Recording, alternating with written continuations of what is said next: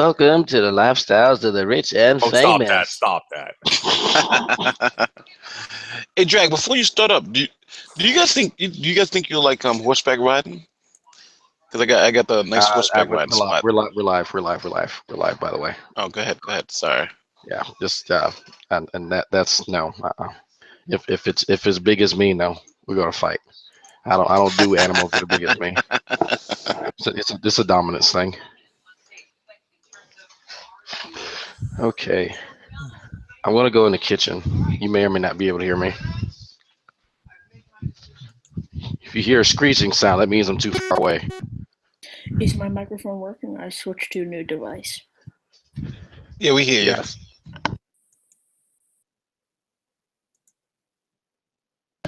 Yeah. There are folks looking for a hangout, so I started a hangout. There we go. Brojo asked me if I could ask you guys if I could give him a link. Who? Brojo Saved by Grace. Yeah, go ahead. Tell him Didi is not to join. He is not welcome here because he's boring. Sure, I'll tell him. And I'll just kick him out anyways. It was like, no, he's stupid, but he's fucking boring. He just sits there and like, he's like a white, fat, short dick version of what's his name? Fuck, what God, what was that kid's name? He had like 8 accounts. No, not Fruden. No. The other guy. Well, you see, You're doing Bill Cosby here. No, he really did that every time he came. I did sound like Bill Cosby. God, what was his name? He was from. It was a black guy. He was from California. Can you narrow it down any further? It's like sounds like Bill Cosby, black guy from California. Thank you, Drag. Speaks like, does he like Jello pudding? Does he like Jello pudding? He may or may not have liked Jello pudding. I really can't remember his name. Wow. Unworshipped deity. No. Well, that might be one of his new monikers. Oh, what's his name? Incorporated Boy. Yes, Incorporated Boy. Thank you. Yes. So you could have narrowed it down and said he sells solar panels. I would have known who that was. I can't keep a track of the shit that he would say because it would be something new every time on a new account. Like that's why I have a working memory of who he actually was. Oh, okay, yeah. Let me know when I start breaking up because I'm going to be trying to cook this steak. And emphasis on trying. Wherever you're at the max because you hear the buzzing like every couple of minutes. So. Okay, I'm going to stand in the pantry now because evidently that's a nice place.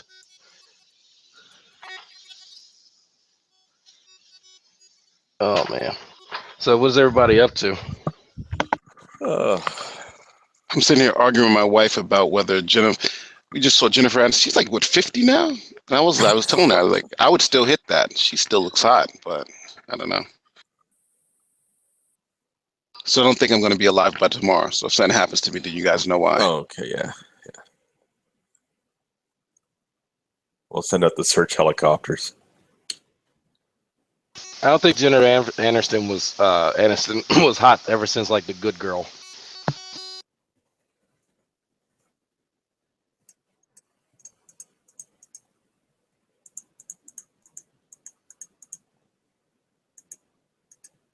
Anybody see that movie? It had her and I think Jake Gyllenhaal, and she was like this desperate housewife, and this kid comes up and just throws her some dick that her fat lazy husband wasn't giving her, and she wants to move away with him and decides not to, and he ends up killing himself. Spoiler alert.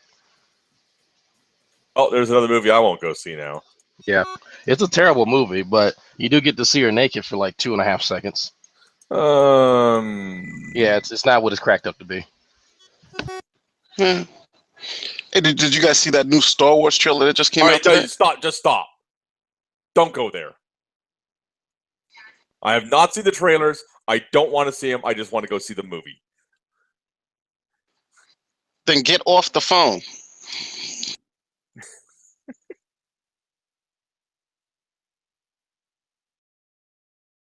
Wait, what happened? Wayne Fillmore. Say that one more time, bro.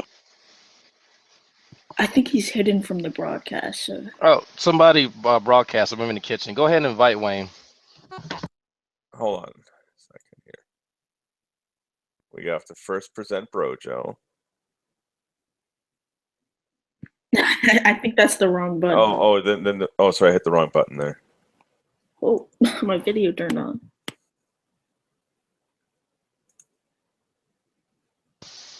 Yeah, I got a New York strip steak, and I punctured some fucking holes in it and poured some Worcestershire sauce on it with some what is this seasoning?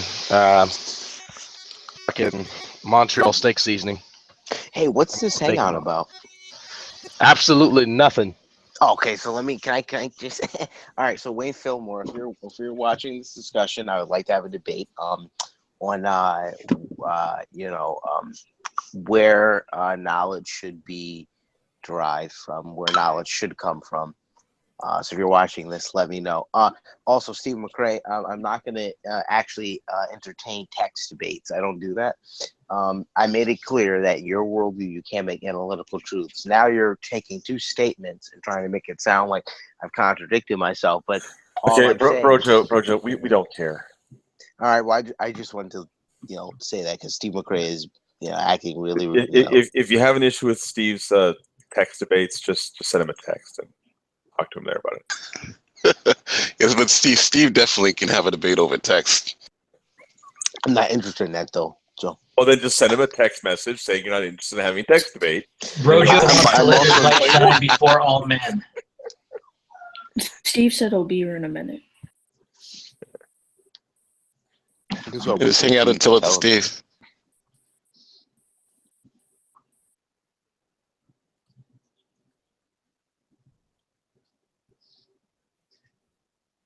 Steve is coming, right? He said he'll be in a minute. Star Wars trailer? Is he breaking up for you guys too, or is that me?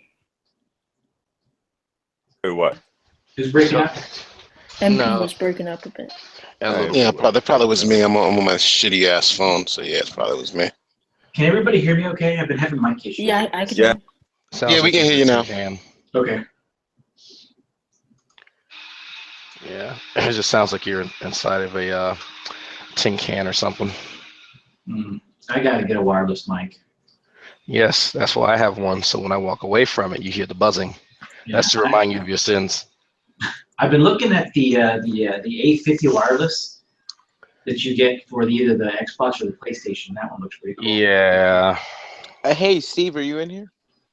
I am in here. I'm just trying to upload a video here. Sure. There he is. Steve.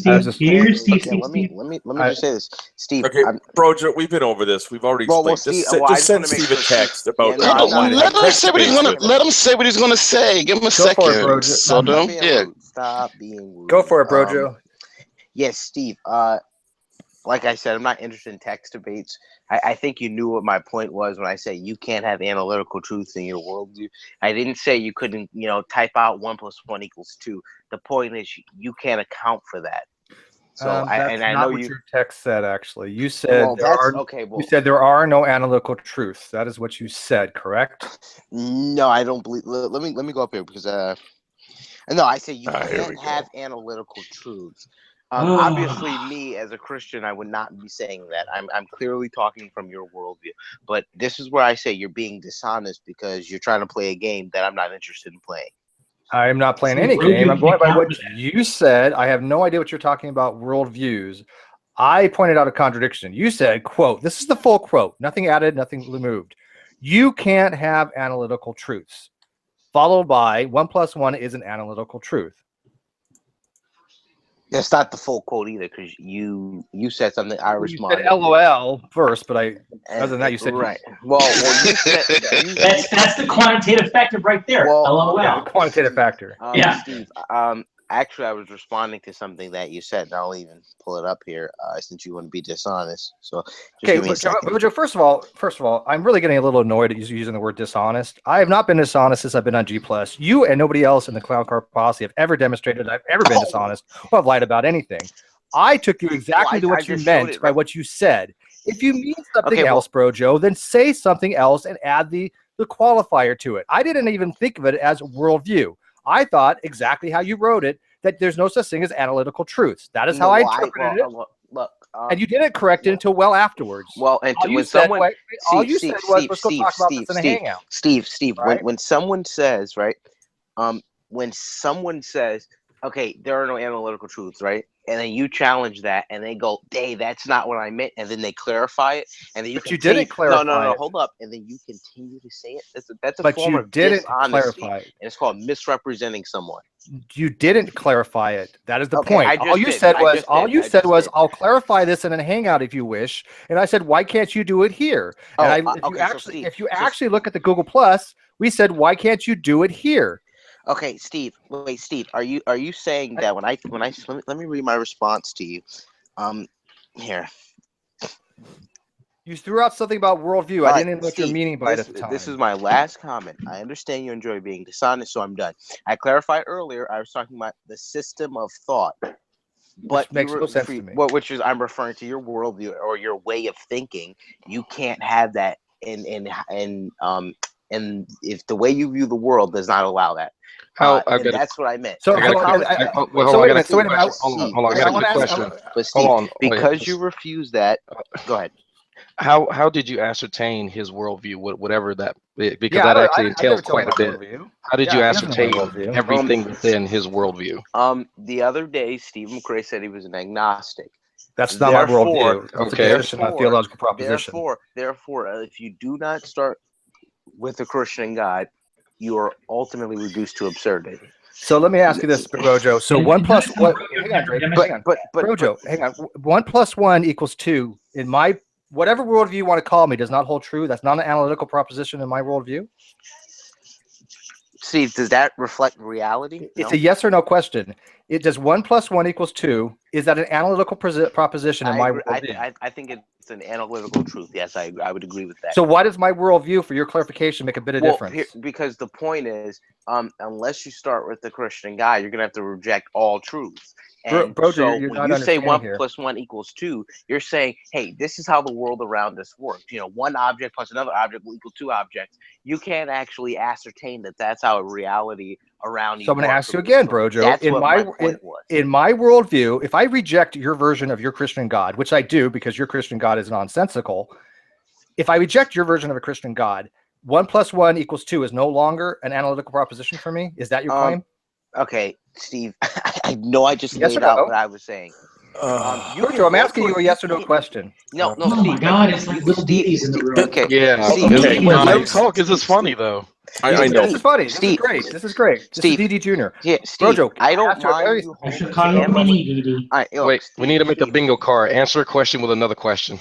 Yeah, you cannot answer a question with another question. Steve, I don't have a problem with you using analytical truths.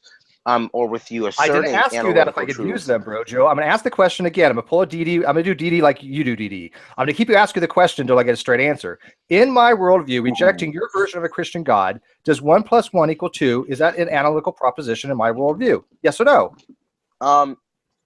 Okay, so when you ask this honest, it's a yes or no question, and you cannot answer. Yeah, 1 plus 1 can equal 2, but my point is that you can't actually account for that, and that's what I brought up. So now you're asking me a series of questions. So you just that's said never my intent. Of what I said, Rojo. So you just said that 1 plus 1 equals 2 in my worldview, and your original statement was you can't have analytical propositions. Well, you just demonstrated that I can have analytical propositions. Steve, that's not the point. The point is you can say that's not. Steve, does anybody else think Rojo's not making any sense? I have no idea what he's you actually can say, talking you can about. say you can he say is so lost. You can say 1 plus 1 equals 2, but the point is you can't account for that truth. Okay, I tell you what. Let me ask Alex. But you can't account for it. Alex is a lot smarter than you, Brojo, and he's a lot younger. I'm telling you, Alex. Do you understand what I just said to Brojo? His comment to me was, I can't have analytical truths in my worldview. But when I asked him if 1 plus 1 equals 2 in my worldview, he's like, yeah, that's an analytical proposition in my worldview. Does he not have a contradiction there? I'm not exactly sure. I'm sorry. Well, let me rephrase it this way. If I said, Alex, you cannot have analytical propositions, but 1 plus 1 equals 2 in your worldview is an analytical proposition. Isn't that you don't see a contradiction in that? Well, if what he meant was you can't make propositions in your worldview, at all, like verbally, then sure. But if he was talking about the accounting for the propositions, then maybe not. But Well, I'm not exactly Yeah, sure and that's the what I was doing. okay, well, Steve counting has McRae nothing to again. do with it. Steve So, McRae is being so dishonest as usual. This is okay, something that's Brojo, common. Brojo, I but just why- That's demonstrated. coming from you. Yeah, I just demonstrated your dishonesty here by showing you that you have a absolute contradiction in your argumentation Did you here, hear the and point you don't where want he to said? accept it. Did you hear where if So let's if run this. Let's run through this again, look, Brojo. if you're gonna look at, all right, whatever, I'm done. I'm not gonna have this conversation, Steve. I know you want to have this conversation, but I don't want to do Actually, that. no, you did, and you were proven to be dishonest. I again. just wanted to He started it clarify and Steve position. finished it. End of story. Yeah, you started it. I Right, finished yeah. it. End of story. Yeah, You finished exactly. it. I That's finished fine. it. Look, I'm not really interested in these atheist Does games that DD you're trying charge to play. per hour or Can- Brojo, Brojo, that's the problem. Questions. Can You're I getting address- answers to questions they know not the answer, so you're moving on to different questions. It's a Drake typical reload. DD Right. Drake, Drake Can I reload. just say something? Yeah. Wayne Drake, you Fillmore, sound did like you see you're the a message robot. that I sent you? See, this is what presuppositionalists do, though. They can't answer direct questions, so they have to try to change it to something else. We are all familiar Oh, with this is so presuppositional dishonest. argumentation, Please stop. which is why I'd rather try to have a discussion with somebody like Alex, who I think is trying to be honest. I think his argumentation is flawed, and we could discuss it.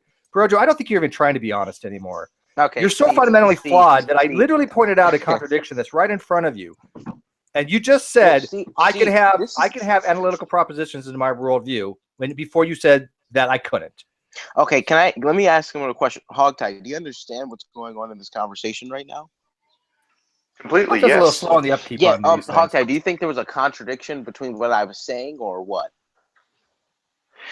Well, yes, but it's also because you're using that very sort of vague. Well, you can't do this, which, you know, if you were a little better at communicating, you would recognize that sometimes people say one can't when they mean some arbitrary person or any arbitrary person, versus you meaning you, Steve, right?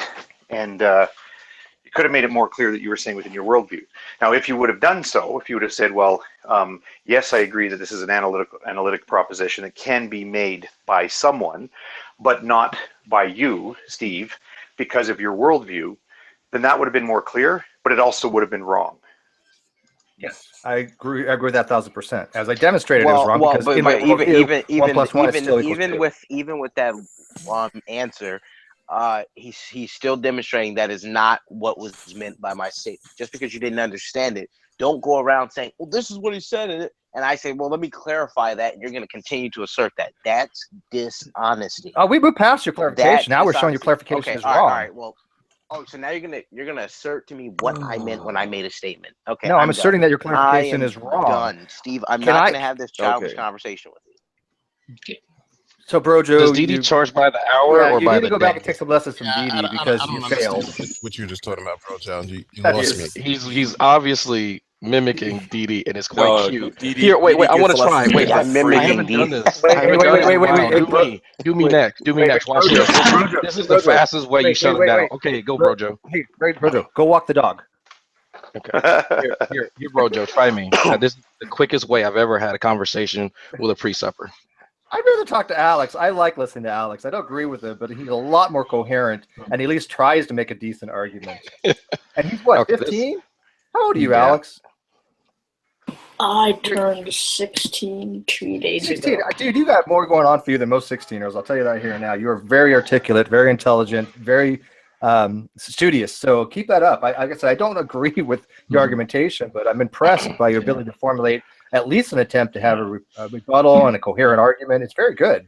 Well, he's Well, as respectful in his approach too. So Yeah. As you watch the other people who trot this apologetic out, and to be clear, it's not the presuppositional argument. There is no argument to be found anywhere within it. It's simply a position. It's a stated position. There are two things they state. One, you can't account for blah, blah, blah, blah, blah in your worldview because you don't start with a Christian God. And two, I can account for whatever, because I do start with a Christian God. As soon as you, both of those notions being incorrect, by the way, and as soon as you see anybody try to challenge somebody stating that position, then you see the smoke cloud.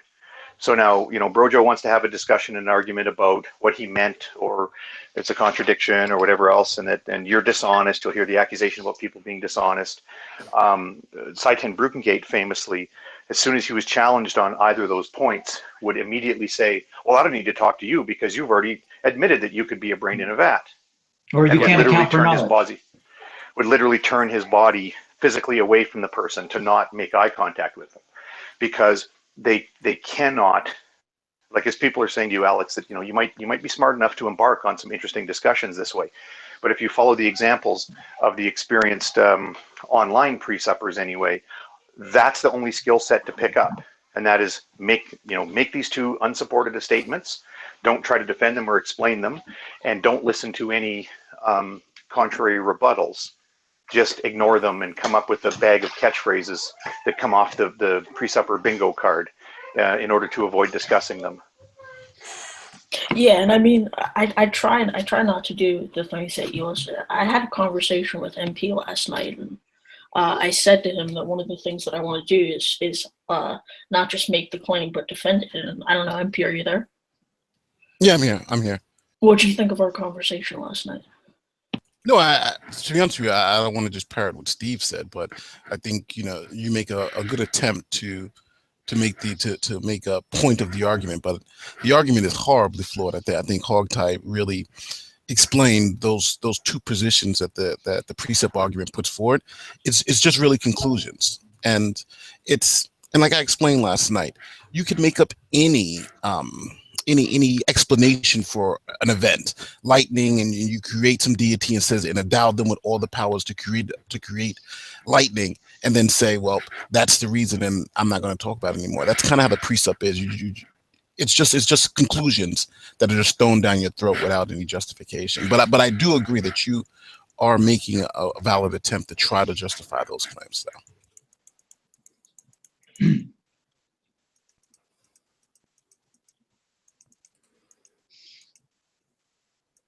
Yeah, and I mean, about one of the things you said, like you just create a god and endow them with these features. I mean, if somebody wants to put forth one of those worldviews, I mean, I'd be glad to deal with it. I believe because of the argument that I said yesterday, A and not A, I think that because it belongs to the autonomous theme of worldviews, that it would be contradictory in one way or another. So I feel that if you were to put forth any other god that you create on the spot in one way or another, it would be contradictory. And I believe that if you put forth a worldview, that could be internally critiqued. Well, let me ask you, Alex, if I may, because I was watching what you were saying the other day until Darwin's came in the hangout. When it comes to like I don't really refer to them as the law of contradiction or law of logic. They're principles of logic.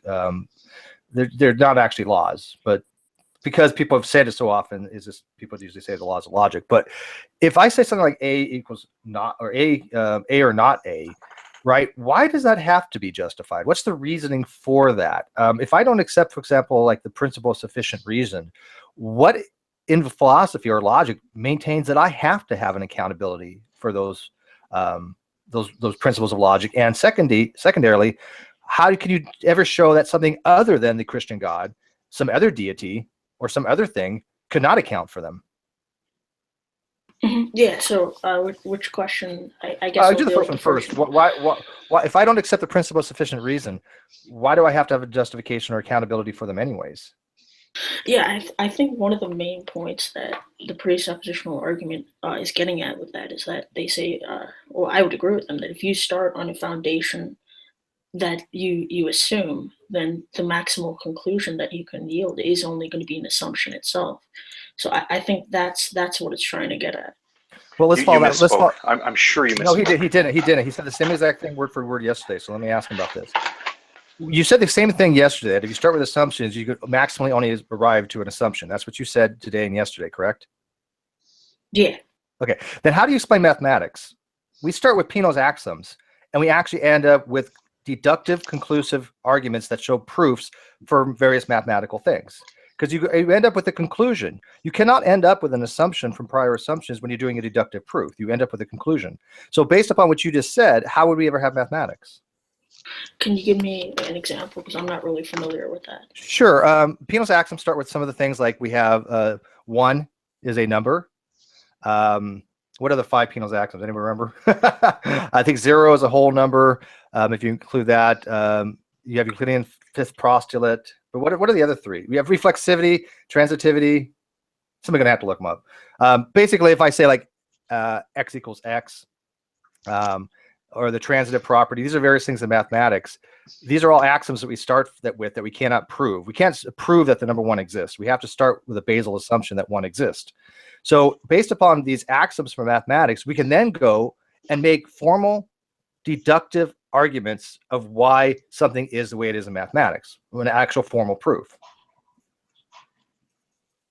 Yeah. So can you explain how that relates to, for example, because I'm talking about in regards to your foundations of how you even approach reality. I understand there's some things within reality, like mathematics, where I'll take for granted that there are certain things you assume in an argument that would yield more than just an assumption. But I'm talking about at a very basic level, not to miss the point. Like, okay. I take fundamentally basic that the universe exists. That's a properly basic belief to me that I take axiomatically. I can then observe that universe and draw inference from it to formulate a framework to build my epistemological knowledge base on. Same thing with like science. If I say, okay, science has these presuppositions, for lack of a better word, because they are presuppositions, that is actually 2 of the scientific presuppositions. That the universe exists, we can observe it, and we can actually make models from that, and that models that have higher predictability are more beneficial than models without a predictability, right? So if I make those assumptions, does that make what we find in science any less valid? If I say in science, I have a particle decays, it produces one particle with this spin up and one particle with this spin down, and we know this to be true every time, and we can say without question that in quantum mechanics, if one particle spins up, the other particle has to spin down. There's a symmetry there. It's a law of physics, okay? I could say that as a conclusion. That's not another assumption, even though I started with the basal assumption that the universe existed. Would you agree upon that? Oh yeah, can I comment on that really quickly? Yeah. Sure. I think you're missing the point. And I'm going to say that really often, but the point is with saying I can do mathematics, and you're going to take 1 + 1 = 2, 2 + 2 = 4. Is that these things are, I would call, definitional or propositional truths that are supposed to reflect the world around us. So yes, you can have these basic assumptions about how the world around you works, but if you can't justify those assumptions, all you're having is all you're really having is a glorified assumption. It's nothing more, nothing less. Because if the foundation, which everything is standing on, is not supported, then everything else falls down. Nothing else can stand on its own. So you say 1 + 1 = 2.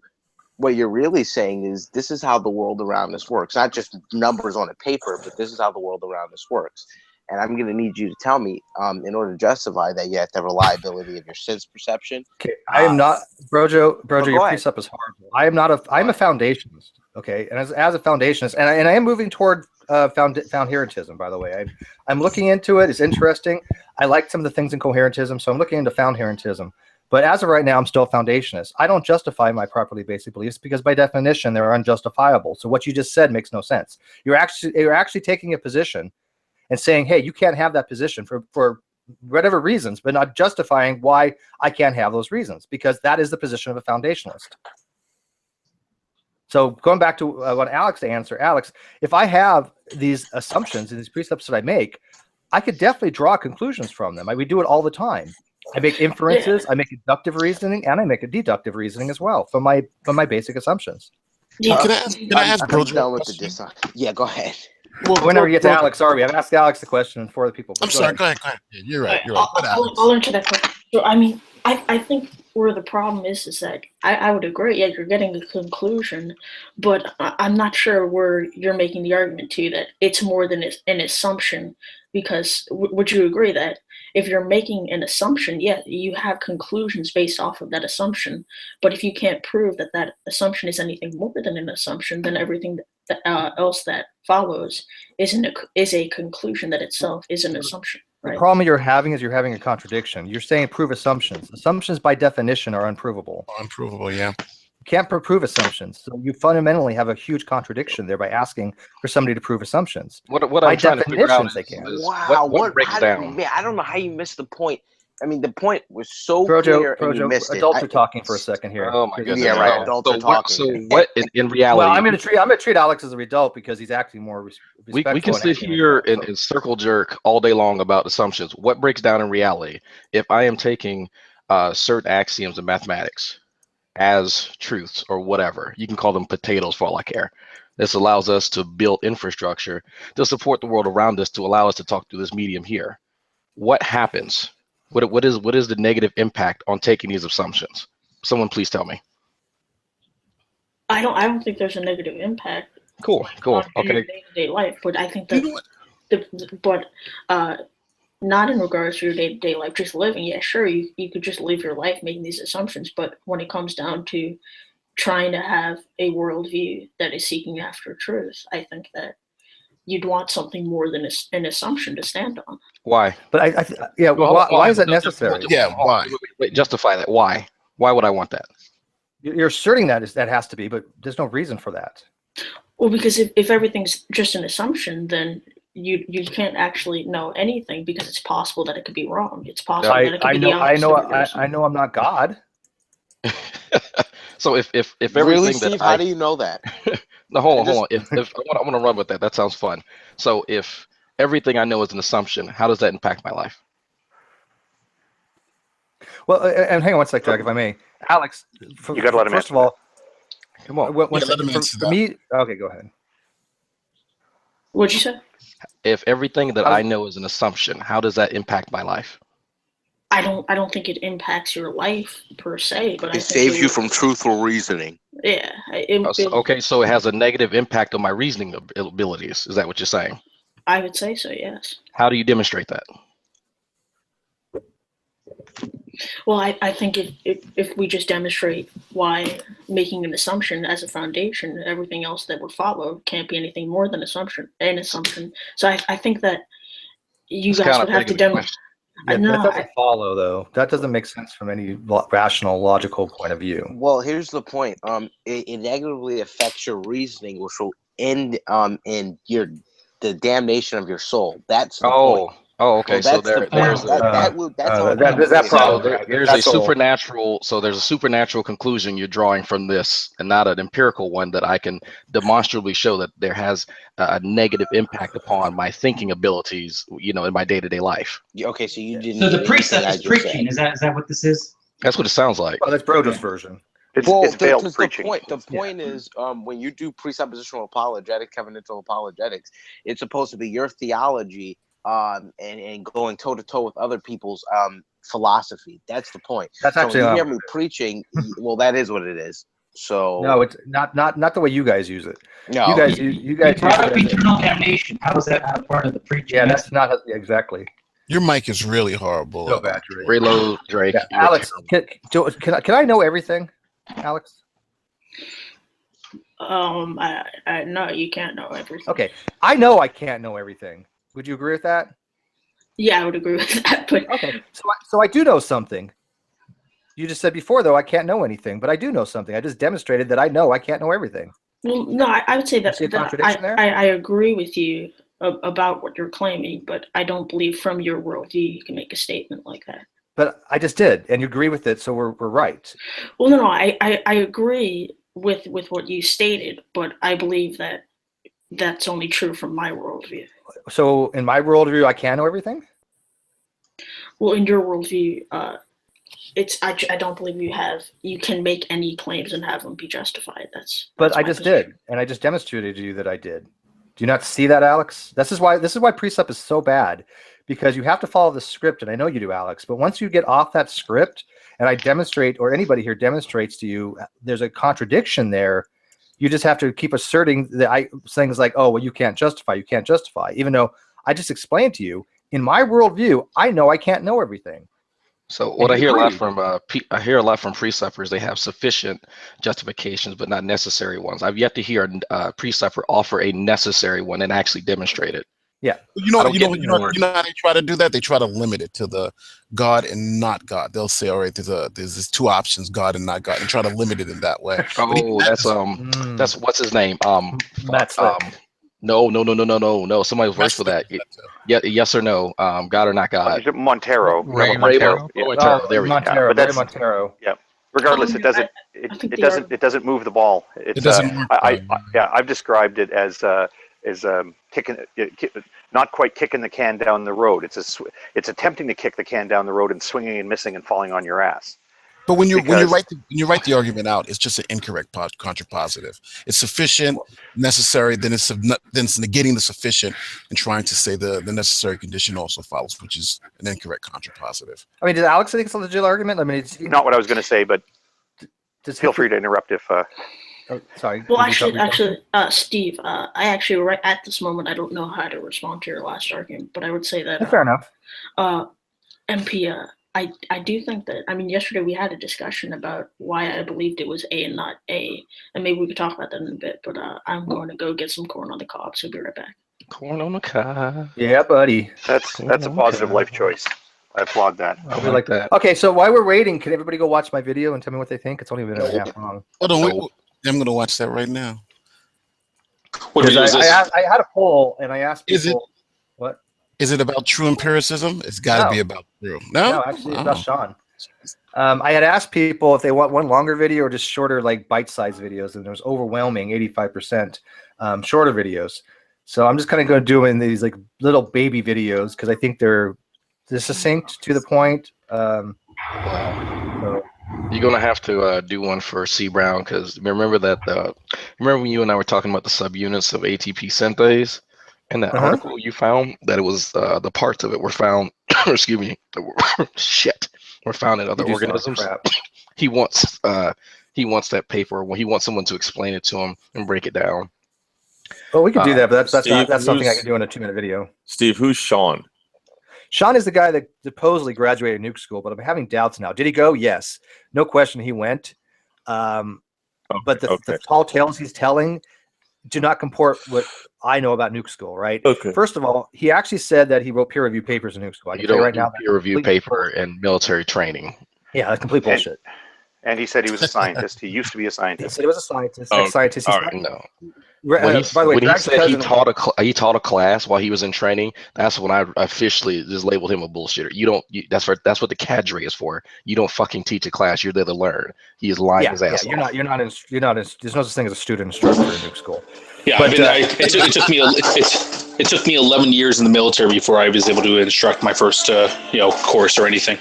Yeah, I was piloting my ship 4 years before I gave my first lecture, right? And it's usually only about 20 people because people have to do watch stations at a time, but you have to go through everybody, so you do more than one presentation. Could you be a TA? I'm sorry, I didn't mean to interrupt, but could you be a TA, like a teacher's assistant? No, you're there just to learn. You have nothing, but all they do is study. That's it. You have one thing: eat shit, study, and sleep. That's it. That is your job. That's your job. You may be like a platoon leader or something like that, like a platoon leader, but you're not going to actually, Yeah, and all that means that you make sure everybody gets up in the morning on time. Punctuation is important in that sentence. Just yes. Remember. So, anyways, he also said that he had taught physics, and yet he made some very, very, very, very bad mistakes. And he also said he taught water chemistry, and I point out very clearly that electronic technicians do not teach water chemistry. That's something that's in the machinist mate. Okay, Steve, what is water chemistry? Water chemistry is corrosion control. As far as what we're talking about in nuke school, it's corrosion and control. We actually the other day I made a mistake. I was not paying attention, and I actually said something about adding ATP. I meant to say phosphate because we add what's called ATP, which is see, I did it again. TSP, trisodium phosphate, and disodium phosphate, which are two types of detergents for the most part, and they do inhibit corrosion. There's different types of corrosion we had to deal with. There's what's called carbon steel impingement. There's what's some of the other ones? Well, obviously there's plenty. Yeah. So Steve, if you know so much about water chemistry, what happens when you put DNA or put water into DNA? It degrades. Oh no! My God, no! I'm wrong. No, see, I know it doesn't degrade. It does over a long period of time, but what happens is DNA will go into solution, and we call that dissolving. No. When you put the water, The water into DNA. Doesn't the water Oh, degrade? when you put the one in the DNA. Okay, look, Hog Tie. Don't The the pickle goes on the individuals bun, and you don't the get the hose individual again. don't the individual sodiums and chlorides come apart? Isn't that what he said in your hangout?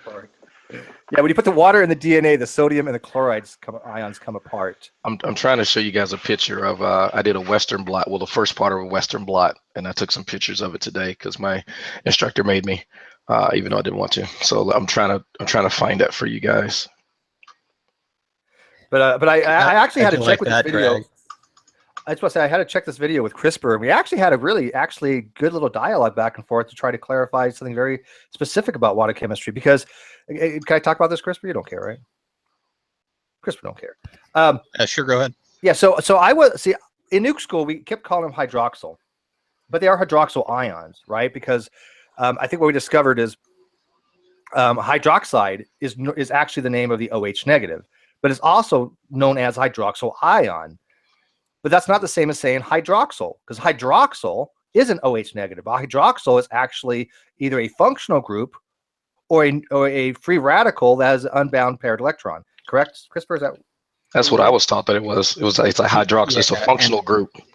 And just to be completely fair, right? So like hydroxyl ion is not really a proper term. It's something where if you say it, and probably nobody will correct you, and everybody will know what you mean. Right? But yeah, exactly. Okay. Right. So I'm fine with that.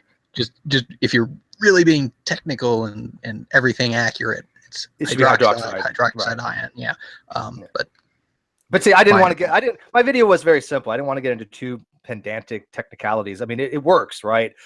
Far more than what Sean realized, because Sean was trying to convince people that these things were isotope, and he didn't say it just once. He said it twice, and Fiona pointed out that he said it before. So the only conclusion I can make is that he actually thinks that hydroxyl ions are actually isotopes, which I thought was very strange for someone who actually taught water chemistry.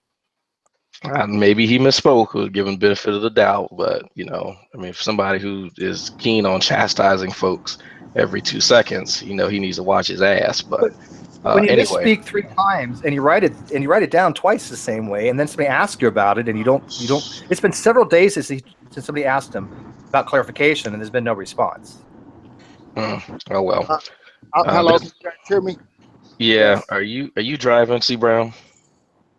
Yeah, I actually Man, am. I'm about to kick you out of my hangout, man. You know about that. Come on now. Unless it's on hands-free. You got a hands-free or something? No, but I'm about to get off the freeway in a second. Are you going to pull over?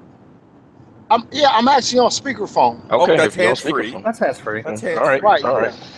I'm not about to, have you get in an accident talking about science and shit. He'll blame the evil atheist. To the EMT. Them damn atheists said something crazy, and I stir off the road. I don't know what I just went all up on the road. And... right.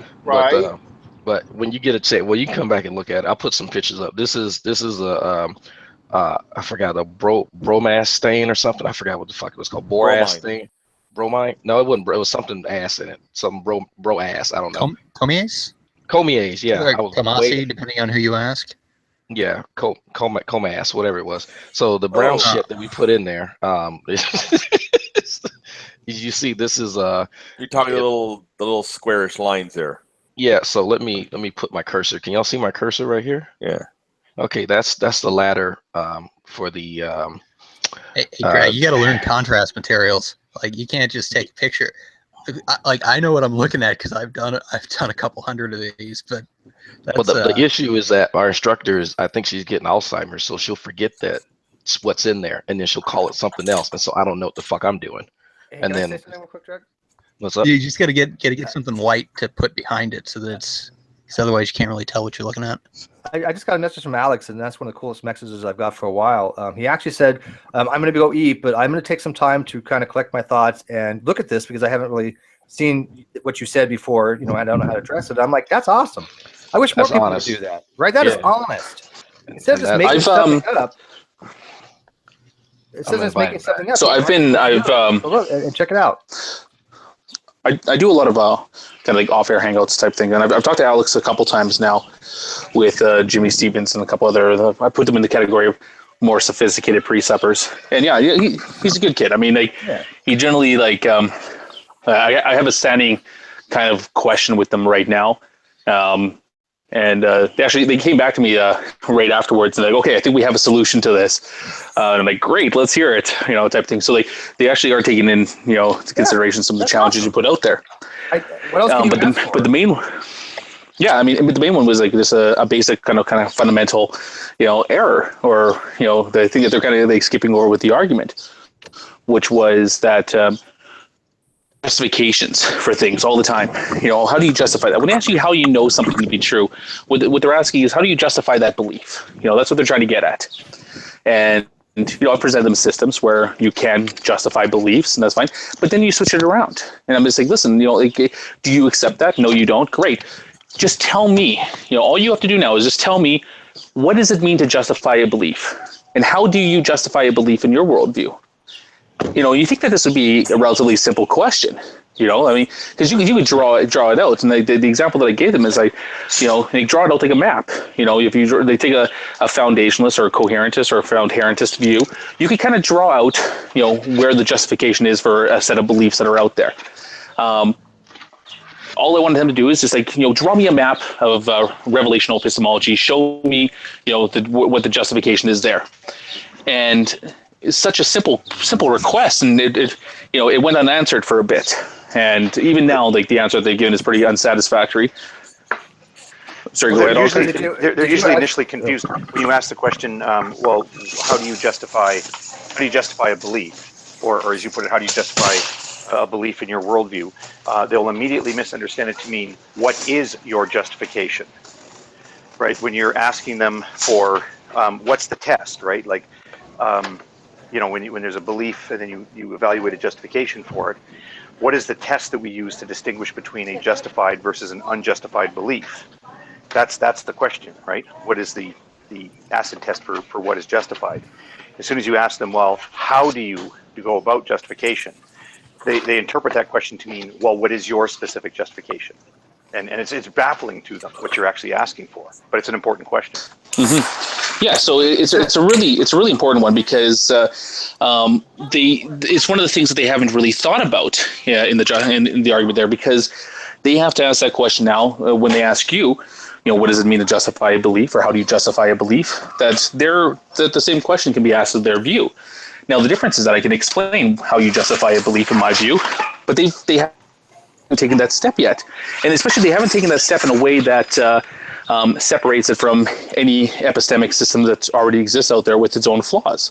So, it's a good question to ask, because if they can't provide their own justification, their own argument for how you justify a belief, well, then the same thing gets turned around on them. How can you say you know anything if you can't tell me how you justify a belief in your worldview?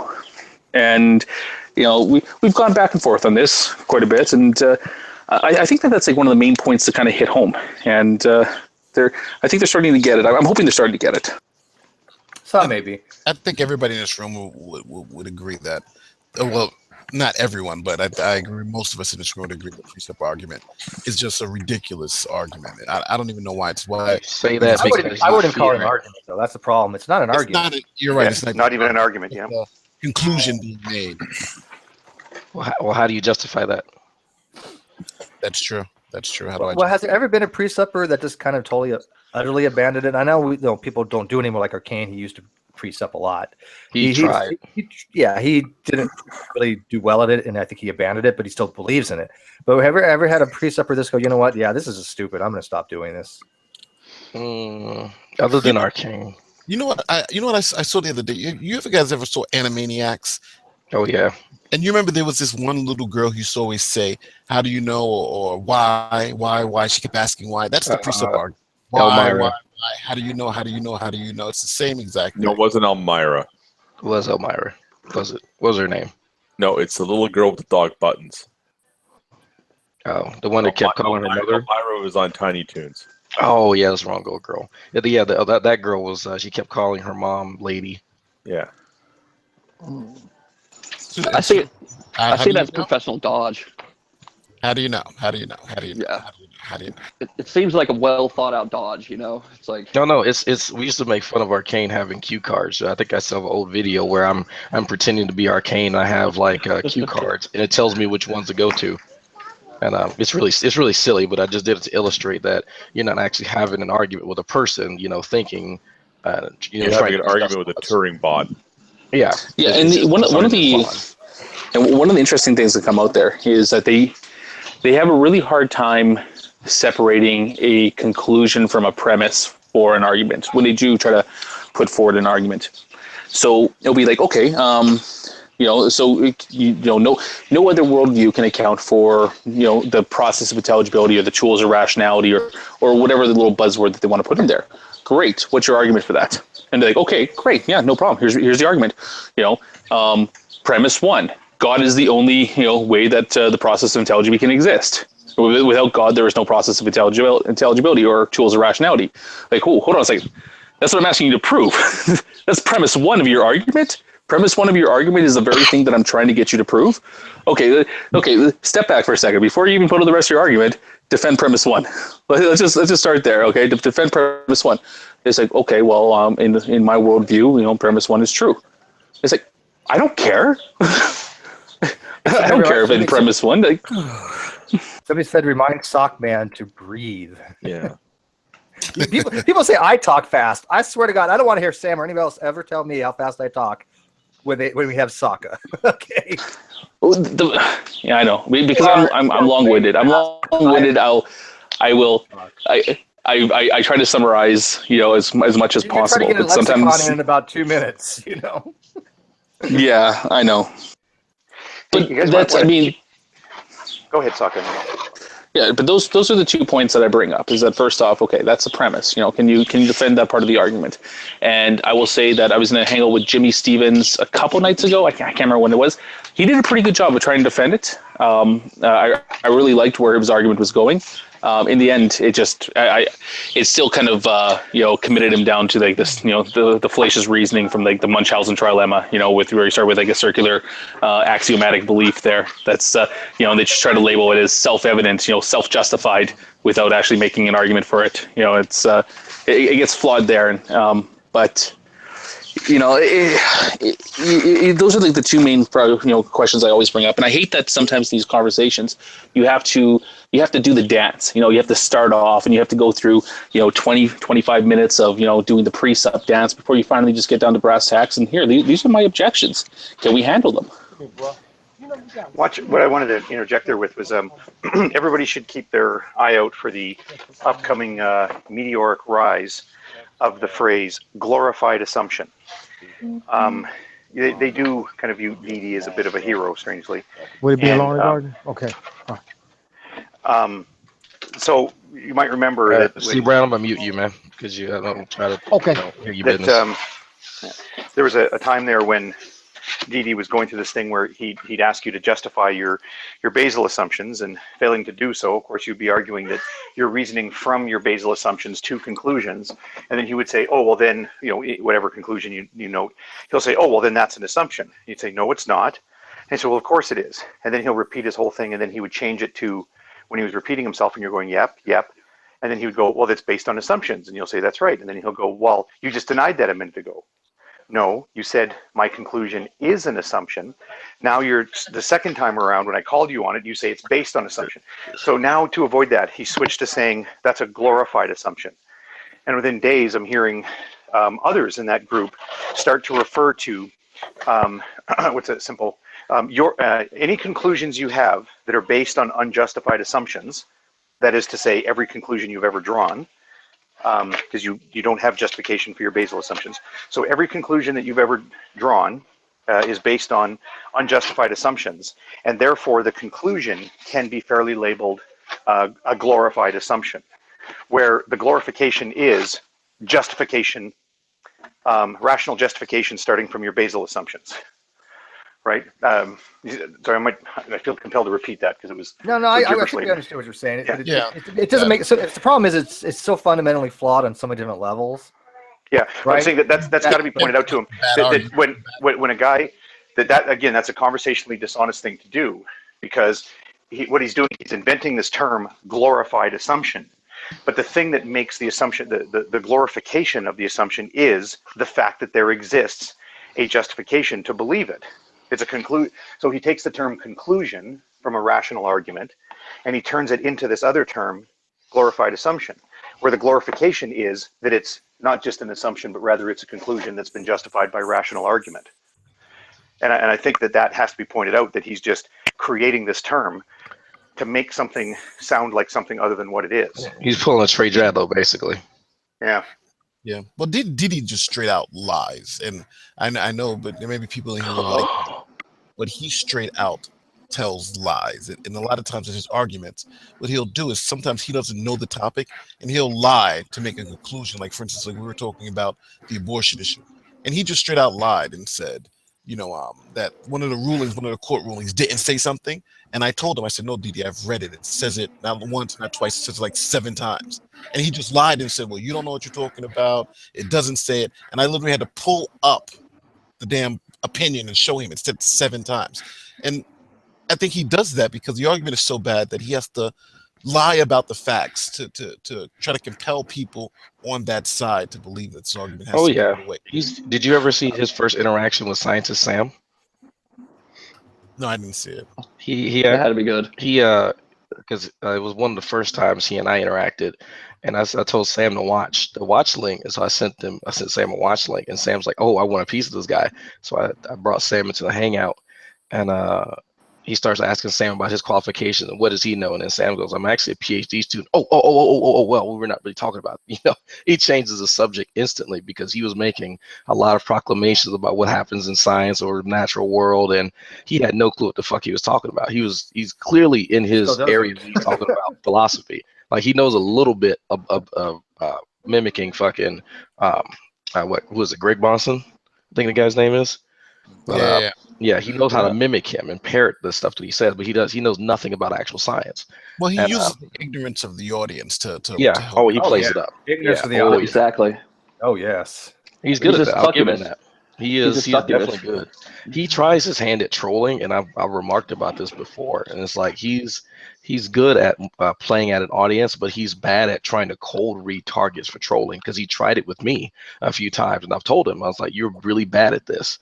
The stuff that you're trying to target, I'm giving you. You're trying to cold read me, and I change the subject to something that doesn't offend me in order for you to latch onto it. And I do that purposely." And I had to explain this to him.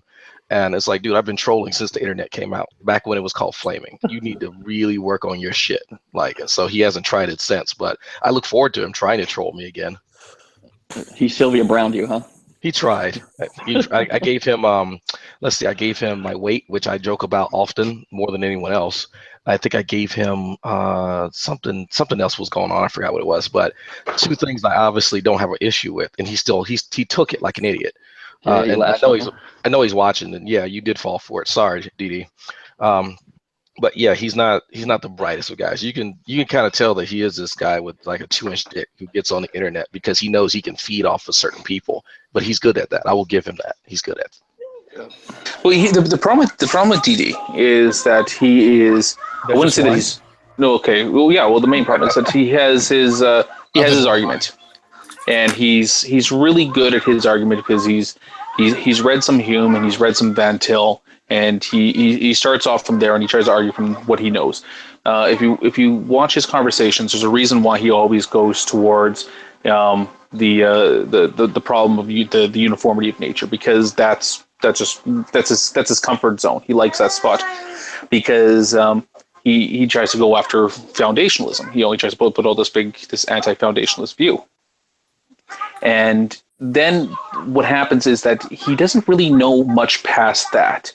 And so, like, for example, if I'm having a conversation with somebody who's a little bit more, well-read in this topic, like Alex or Jimmy Stevens or any of those guys, like when we were talking the other day about different epistemic frameworks, and we started bringing, talking about inherentism and coherentism, and then internalist versus externalist justifications, and we brought in the contextualism into that, and then we started talking about how one worldview just kind of begs the question for pluralism and all these other things, and and these are good points. These are good objections to bring up within like the conversation.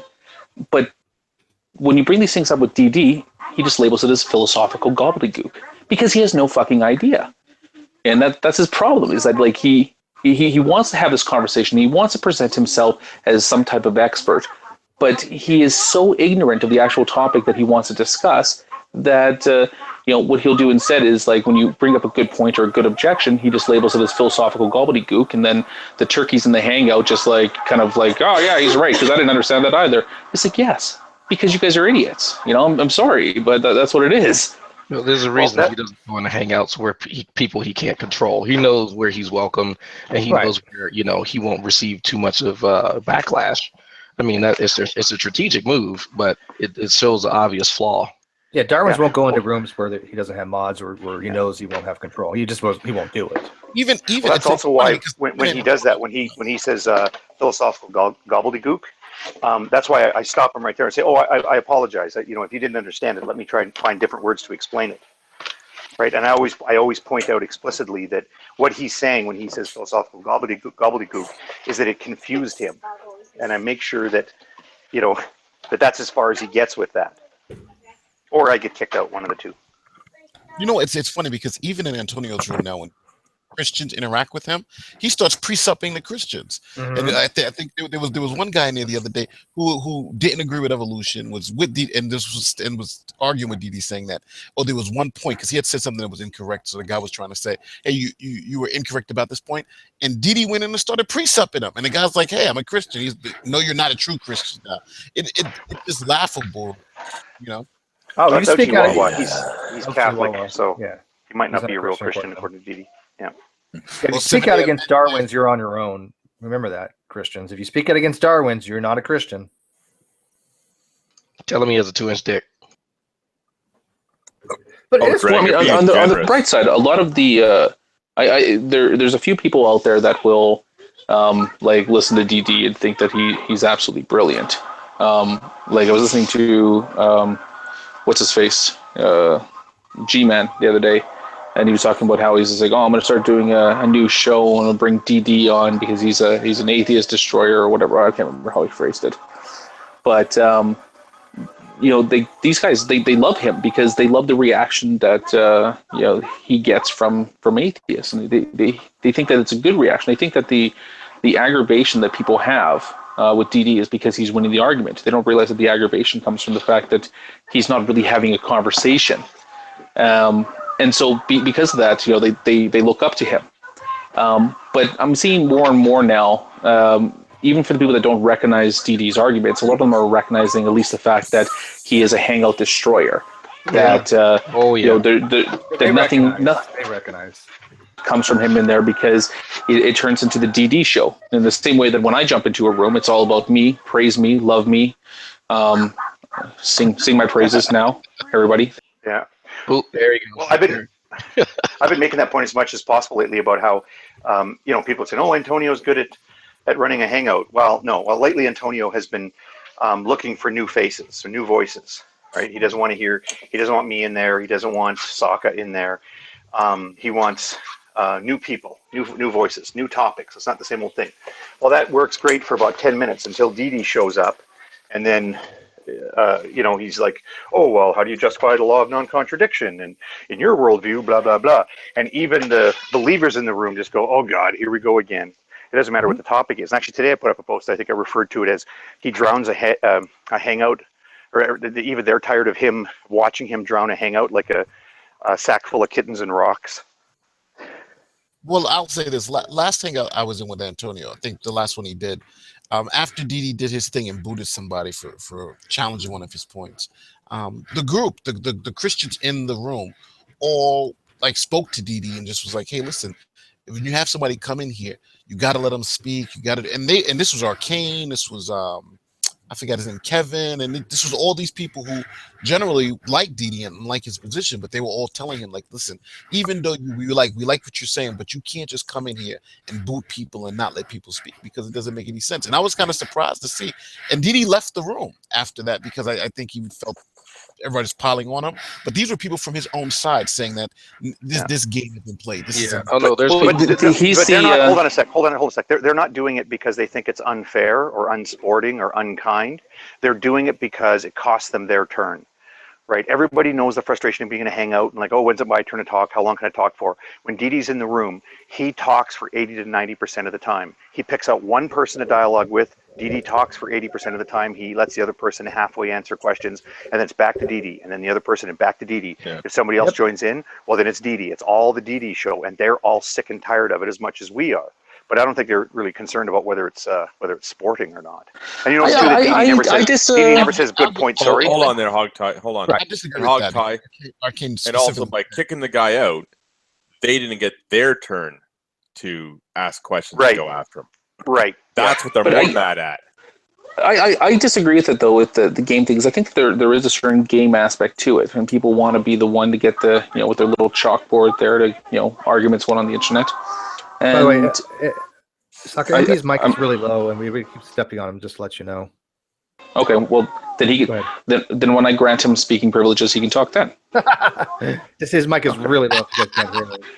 I feel sorry for him. He was like halfway through a sentence, and but his mic is low, so you're probably not hearing him too well. Okay, yeah. Well, let me just wrap up then. I got about like 10 minutes left, and I'm good. Take an hour. So when I was a young boy and I first got on the internet, shit. Thanks, Steve. Anyway, the point is that it's a game. It is a game, and people want to go out there and they want to win the game. He is like the kid on the playground that has his make-believe, protect everything force field. You can't touch him, can't do anything, la la la. I win at everything, I'm ultimate. And nobody likes that. Nobody likes that kid. Even if he's on your team, it's like, he might be cheating, but he's, it's not making us feel good about the win or whatever. So I think people recognize that.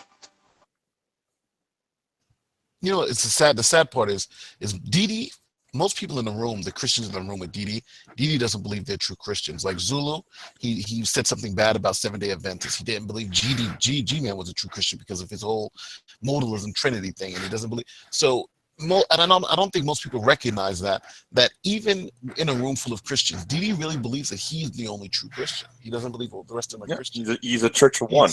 Yeah, no, you're absolutely right. As a matter of fact, I mentioned that to Zulu like a couple days ago. I said, look, the more you interact with these people, and because you're a 7-day Advent and some other things, they're going to be eventually label you a heretic. They're going to label you an outsider and not a Christian. And especially if you come over here, having conversations with us kind of thing. And he's well aware of that. He's actually predicted it himself. So it's a shame. I think Dee Dee's problem is he just views the other Christians in the room kind of as tools for himself to use so that he can get out there and kind of just use his own little script.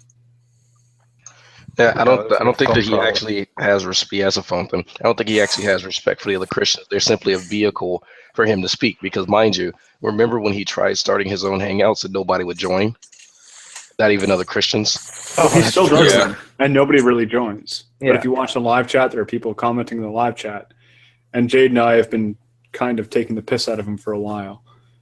Like Jade will just write everything out in song lyrics, and he'll be responding to the song lyrics. And if you look at my comments and when people actually start commenting, and if you just took them by themselves, you'd realize that what I'm actually doing is writing out a bunch of dirty limericks. Doctor, I have a question. These song lyrics in question, are they anything popular or just song lyrics in general?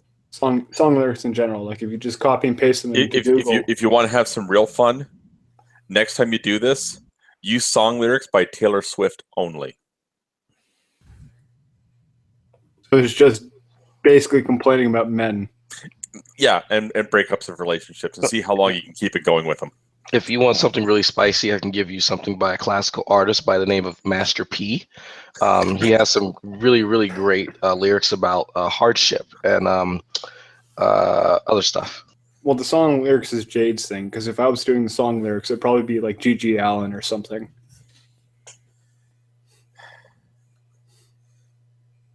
Sorry, Hannah sent me a message. She's out bowling and she says, fuck everybody else. Just want it done as a group. Doctor, next time ask Gigi if he likes big butts, and if you can deny it. I think he'd accept any butt. It is true, though. He'll sit in his room just by himself. It's almost like sad and lonely and pathetic. Nobody will ever join him. Kind of like his real life. Well, no. Because the last one he had, Minecraft hangout. The last told him one to go he eat had, spaghetti. the last hangout that Dee Dee tried hosting, it was 20 minutes of silence of Antonio being in the room and Dee Dee just sitting waiting for someone to join. And then I think finally MP joined. MP stopped doing that. Yeah. He had to go poke the bear. That's sad. Who sits in a room? Oh, never mind. Nephilim free. Never mind. Oh yeah, he has actually. Yeah, but he'll talk for 2 hours. He don't even care. Well, he hasn't figured out how to actually host a hangout yet. He still doesn't know? He still doesn't know. Wow. I almost feel I want to contact Nephilim free and help him. Hey, now don't I already people tried. Criticize. It's a don't failed endeavor. I don't think people should be. Don't think that people should be criticizing Nephilim Free's ongoing assistance to people suffering from insomnia. No, it's just a service that he offers. Hey, I fell asleep listening to Nephi once, so I know it works. I literally did. Yeah. So. New material all the time. I have to. I sat and listened. I think he was talking about something about Georgia Purdom, and I was like, "You are so boring." Thank you very much. There was he one blocked time me for defending him when someone attacked him unjustifiably. I actually fell asleep last night listening to Steve's hangout. Thanks. Because I was, yeah, no, it was. I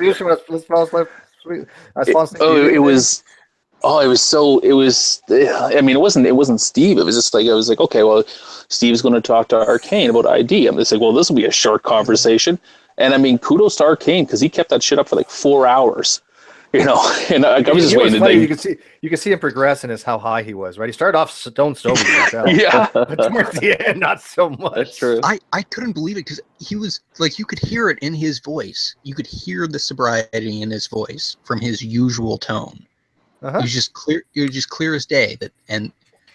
I was never heard that before from him. Then it slowly disappeared. And then it just kind of slowly went to his normal speaking voice. Yeah, I'm telling you, if Nephi missed his calling, right? I mean, he should have like narrated books, just it was the best of times, it was the worst of times. It was the age of wisdom. Would you honestly buy a book on tape? Oh God, that's crazy. Steve, you're looking it's for a sleep aid. It's when you can't sleep, you put it on, and 10, 20 minutes later, you're sound asleep. There was one time when I was in Nadia's room and Nephilim Free was trying to tear into me something about relativity, and I told Rev News, like, I'll be right back. Went out for a smoke, came back and just asked Nephi a question, and it was topical to whatever Nephi was saying, because he just warbles on about the same thing for like 10 minutes and never actually gets to a point. And like pickles are good. If pickles are good, it went with the conversation. Well, no, it was apparent. It was something like how God creates light and transient, kind of thing. Yeah, one of the talking to Nephi used to be a sport back in my early YouTube days. When you went up against Nephi, you kind of had to have like a pen and paper nearby because there would be points within whatever this fucking diatribe was that he was giving, and you would have to kind of mark them down because if you addressed 2 out of the 16, he would mention the 14 that you missed and claim victory. Yeah, like his 15-minute explanation on how mountains are apparently impossible, and finally, just there's this like 3-second clip that you can grab from the video where he says, well, obviously it's impossible because gravity would suck the water out of them. Go, there was a funny thing that he did once. I was jumping to a hangout with him once, and I'm not sure if it's just because he just found this paper or this article or something, but it was about like ancient whale fossils, that were collection of these ancient marine animals that were found in this one location, and then he do his little thing about how this is impossible under an old Earth model, and it's just like. Okay, and there's a couple people in the room that addressed it. There's like they gave perfectly coherent explanations there, and then he's like, "Well, you're not really answering the the question here." And this went on for like 2 hours. I remember I went AFK for like 45 minutes, came back, and he was still talking about fucking whale fossils. I'm like, "Fuck, okay, I'm done. I'm out." Well, we all make some gaffes, right? We all say stupid shit, but at least we fix it. Like the other day, I said something like the speed of sound in a vacuum. But I immediately caught what I said, and I fixed it to mean, standard temperature, pressure, and everything. But with Nephi, he repeats the same things over and over and over again, right? By the way, and I did think that was funny, the sound of the speed of sound in a vacuum. You By the way, I Come saw on. your. That's brilliant, isn't it? I saw Rumpus's most recent correction. Did you see that one? Yeah, but did you see how I corrected? Well, I didn't correct him, but I explained to him, and that me and the other guy actually agreed. Did you read my explanation? Because Rumpus loves to nitpick. I did. And I know. It's just like listen it was to just my such a. point out to them. Hey, Rumpus, Steve clarified this, so why are you making a post on it? It was it was funny because like I love reading Rumpus's posts because they're like hog ties. You know, they're really long. Except the main difference is that his like are like, well, sometimes like, you know, hog tie might put in kind of like a veiled insult into them. Maybe, you know, it's you kind of pick it up. You know, whatever. Oh, no, he does not be veiled. Oh, look at that! Shit. I just kicked everybody out of the room. What I'll say about Hogtie's post is they, for some reason, just purely by coincidence, if I see a post by Hogtie, I go, "Oh, perfect! Now I have something to read while I take a poo." Because it's the perfect length. But That's what she said. I mean, did you agree with what I wrote in my explanation? Would you say that was correct? Yeah, no, I thought that your explanation was. I mean, shit, this is not my topic. But I thought it was coherent. I liked it. Yeah. Well, I haven't heard anything back from Rumpus, so I think he thought it was coherent too. I think Rumpus just didn't listen very further to my explanation of what I was talking about, because I was specifically talking about galaxies don't go faster than C in their local space, right? Just because space-time is expanding, we're seeing them travel relativistically greater than C because they're traveling lower than C, but the space-time between us is expanding, right? But the object itself never goes faster than C. That's the point that I was trying to make. Steve, yeah, I've always liked the diagram. Diagram. I've always liked the inflating balloon analogy to try to explain it. Yeah. Well, I don't actually. You know why I don't like that analogy? And this is just me being petty. It works for, you know, 6th grade when you learn about it, but the problem is that the balloon analogy is stretching space-time. In real space-time is being created, not just being stretched. It's actually being created and stretched, right? There's actually literally space-time being created in between particles. And with the balloon, you only have a certain amount of material, but it's just being it's stretched out, right? Is that too pedantic? Well, if you take the balloon, hold on. If you take the balloon and put dots on it to represent things, then stretch it. The rubber of the balloon itself is the space-time you're expanding or but creating. with the balloon, there's no the material of the balloon is not being created. No, but at least the stretch of it represents that. Yeah. No, it's a good analogy. As the dots right, move apart. Yeah, no, it's So an analogy. The thing is, Tudo, right? Like, if you think about it, it would be like if as you blew up the balloon, the material of the balloon stayed the same thickness. Oh, right? okay, yeah, that's all right. I get that part. Yeah. But the recessional velocity, with respect to us, is higher than C, and I wasn't trying to imply otherwise. But that's the recessional velocity. But the object itself is not going faster than C. Anyways. I think it's cleared up now. I think Rumpus dropped it once I explained it. But see, the difference between Rumpus and most people, Rumpus never asks me, maybe in private or something like that, to explain something, right? You know, he just like blasts things out, and it's odd because most of the time, you know, I'll be kind of like, if it's something like that, I'll be like, hey, can you just kind of clarify for me, or at least give me the opportunity to clarify?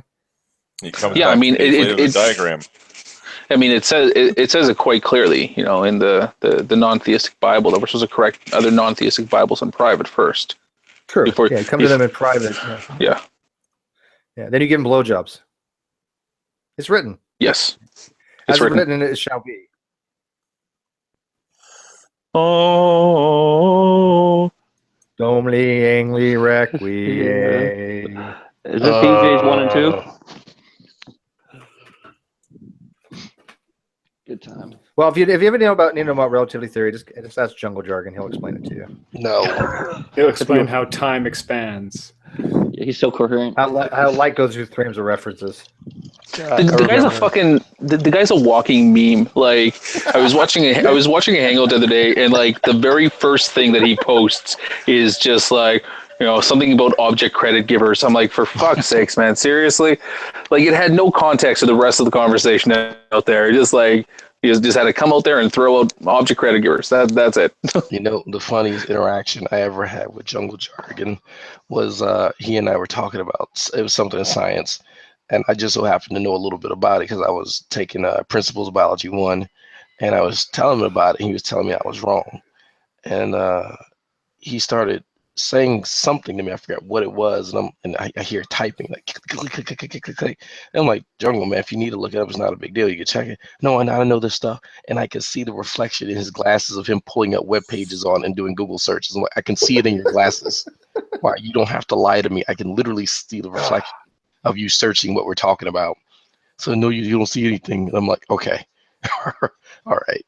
I think that's the point where my wife asked me, why am I talking to him? That's a good question. Well, they're dishonest, right? I mean, that's why I had to point out like this kid, Alex, being honest. He actually said, I'm going to come back when I study a little bit more. That's honest. That's honest. Well, and with some people, how do you fault that? Well, and with some people, it's the case that their pride is more important than the truth. Oh, yeah. Yeah, that's true. Yeah, I think you're right. And because we see a lot of prideful people, on the Clown Car Posse side, that they will not admit when they're wrong, and then when they do make a gaffe, or even a small. See, when I make a small gaffe, I think it's funny. Like I'm still thinking it's funny that I said sound, the speed of sound of vacuum, right? Because that's a stupid. But I instantly caught myself and realized it was a dumb thing to say. But the problem is over there, they don't have that ability. Right. I mean, like if I say something really stupid, or I say something like where I'm trekking into like deep water, like in biology, for instance, because I'm not great with biology. I'll ask somebody like, is this what ATP synthase is, or what actually is it? Because I have next to nothing level understanding of it. So if I need clarification, I'll ask for it.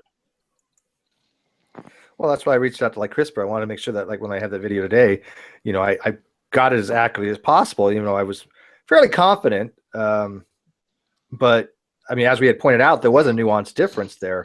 And I wanted to make sure that nuance was included in what a hydroxyl ion is, as opposed to just hydroxyl. Or hydroxide. Or hydroxide. Hydroxide. Yeah, either or. Hydroxide is colloquially known as a hydroxyl ion, but not hydroxyl. So I wanted to make that very clear in my video. I don't think I would ever. But I tried to say that to him, to Hogtie, but yeah. Okay. But it is colloquially known as a hydroxyl ion. But it's called colloquially, but anyway, I think you're setting the bar too high anyway, Steve. I did get a chance to look at, so by the way, that music video thing you did with the tape was very, very clever. It was smooth. Oh, you like that one? Was good. Cool, thank you. Yeah, and then I saw Ronnie's response to it. He just stole my shit and responded to it. That was funny. Yeah, but you know what he did? He played part of it, and then he goes, well, here's the thing. Here's the rebuttal. It's coming up. It was, Steve's lying. I have lots of evidence that Steve's lying. Steve's just lies. Look at that, guys. Steve lied again. And then he went to a different video. Anyway, that's the end of it. Yeah, and I just realized all of his videos are like that. Is that he'll copy a clip of something, and then he'll say, well, that guy's lying. I have evidence that he's lying. And how many times do I have to expose him for lying? And anyway, so the point is he's lying. Bye. And that's yeah. But did you notice? Then you have guys spoken and the commenting in the vehicle like, "Damn man, you got him!" What the fuck? One way or another, he played. True Pearsons would say that Jesus Christ was a woman, and spoken to go, "Yeah, you go, boy, you're right." He's just a fan. Well, that's why I say the bar is set low. That's why I say the bar is set low, because there are guys like spoken. I don't know who else on that side, that when they see. So he made a video where he said, look, Steve is lying to make it look like I'm lying. And that's it. He doesn't actually provide any support for that statement. But talk about the comments that he had in that video, the comment section, came from a totally different video days later. That's what I thought. I was like, really, dude? I was like, I'm talking about you having a video that was in G-Man's Hangout, and he's like, oh, well, I was talking about this, and it was like 5 days later he used the comment section. I'm like nobody's gonna notice that, you dumbass. Nobody. Really? Yeah, it's weird because the way that you play out your video is pretty clear. Here he is denying that he ever said that DNA degrades in pure water. Here's a clip of him saying DNA degrades in pure water. Okay, that's pretty cut and dry. It looks like he was wrong back then, and maybe he probably should just apologize. Like, okay, I misspoke, whatever. But no. And then his rebuttal video is, him saying DNA doesn't degrade in water, and then the clip of him saying DNA doesn't degrade in that does degrade in water, and then saying, well, that's just all lies. Like, what the fuck, G-Man man? did the same thing. G-Man did the same thing lately too, where he accuses somebody else of lying and then plays a clip of himself lying, which I put a post about that. I just find that stuff hilarious. But the other thing too is that Ronnie's video demonstrating that Steve lies also launches into a bunch of random stuff about the DMCA's, which I understand was settled in a gentlemanly fashion. But he's got to go on and say it's changed. But by the way, it wasn't. By the way, I gathered it was settled on my end, but he reneged. He broke what. Of course, I absolutely, and I would have put money on it that that's what he would do. And then he's going to. So that's step 2 now. Step 3 will be he's going to say that you knew you were wrong. You backed out of it because you realized you were wrong. Some people talk some sense into you, and you realized, oh, this is terrible. I'm completely wrong. Oh no, no! I actually watches. He can't say that because his videos were taken down. I have 3 DMCA's that did go through, but the video had already been removed. But I have copies of all 3 of them. He gets his ideas about lying from us. You guys do realize that when he says that we know what he's going to do, he takes that idea and he actually does. I've been noticing that over the last few weeks, and I've been saying certain things to see if he'll repeat it. And I'm not sure why he hasn't figured it out after I fucking said that I do that multiple times.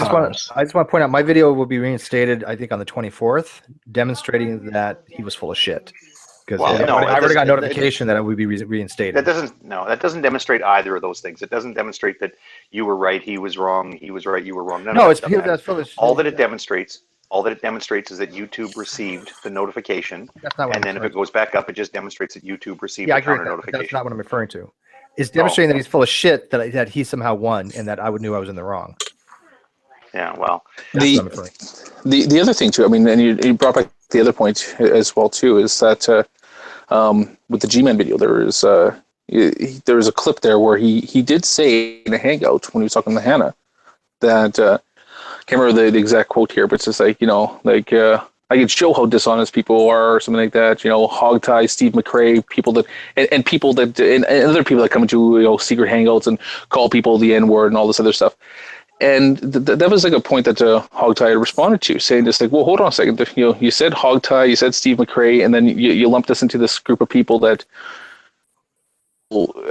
epitaphs in off-air hangouts, and it clearly says that. And then he goes and he tries to make this ownage video saying that Hogtie is a liar, and then he plays the clip like 8 times, and maybe, and maybe he didn't realize it because he was talking Hannah, or Hannah was talking her, but he clearly does say Hogtie, Steve McRae, and other people that drop N-bombs in off-air hangouts. He said it. Yeah, he did. He did, and I called him out on that too. When have I ever done that?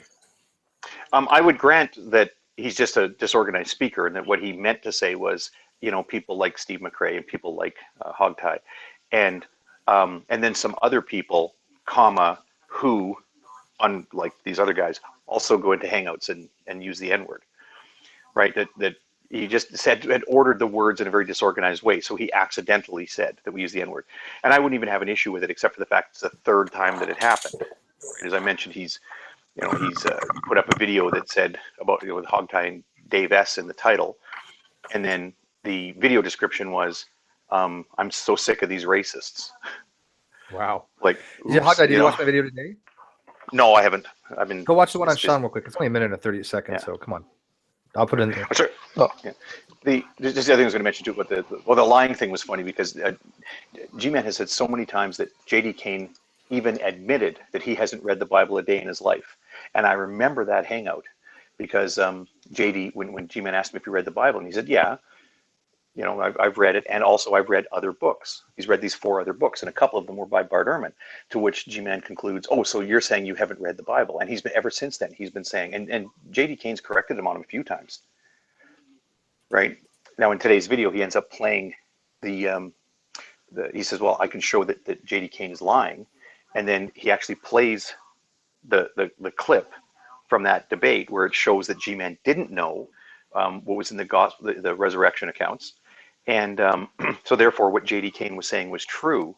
But then in the clip that he's playing, he also plays where J.D. said, yes, I've read the Bible and I've read these other books. Right. So he actually, when he goes to prove that J.D. Kane's lying, as soon as he puts in evidence, he can't. The evidence shows that G-Man's actually wrong about and lying in his accusation of J.D. lying, and then he accidentally includes evidence that G-Man's been telling these other lies. It's just a pattern with these guys. They look at something and they just go like, oh yeah, no, that's going to make a great video, and they just don't realize. Like, I've realize what you just did. I've had it before where I remember like one of the first times, because I don't really discuss or debate, the Bible or any of that stuff. I don't care. But I remember once I was in a room with G-Man and he asked me, Saka, let me ask you a question. You ever read the Bible? And I'm just like, yeah, oh yeah, I read it through once, and then I've read books here and there. If I need to refamiliarize myself with some stuff. He's like, okay, so you haven't read the Bible? I literally just answered you saying I did, and then I've also read, books when I've needed to go back and, kind of confirm something or, to refresh my memory on something. He's like, okay, so you only read books in the Bible. I'm like, I'm not sure what part of this you're not getting.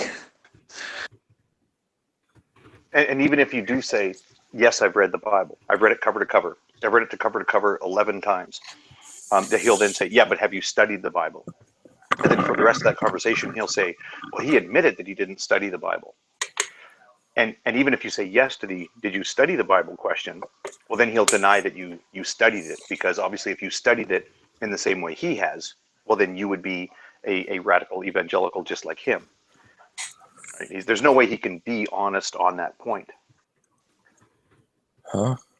All right, on that note, folks, I'm going to bring this to a close. I got to go to work in a few hours. Head over to Wayne's channel. I told Wayne to send out some links. As you can hear, my voice is getting worse. So I'm going to try and get that rectified. Wayne's already started his. I put the link in the outside chat. I think I'm repeating myself. I want to go to sleep. Go fuck yourselves.